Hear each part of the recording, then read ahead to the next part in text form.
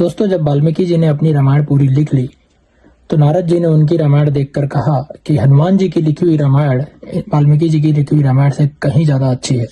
इस पर वाल्मीकि जी काफी चिंतित हुए और कद्री वन में हनुमान जी की रामायण देखने के लिए चल पड़े।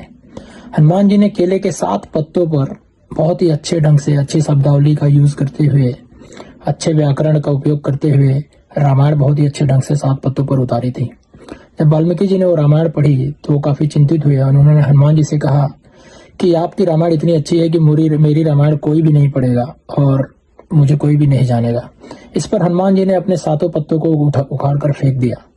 जब वाल्मीकि जी ने कारण पूछा तो हनुमान जी ने कहा कि आपने रामायण लिखी है ताकि लोगों में आपका नाम हो और मैंने रामायण लिखी है ताकि मेरे राम मुझे जाने। तो ऐसे बहुत ही अनसुने अनकहे हनुमान हमारी जिंदगी में हैं जिन्हें हम अक्सर भुला देते हैं, जिन्हें हमेशा याद रखना चाहिए। धन्यवाद।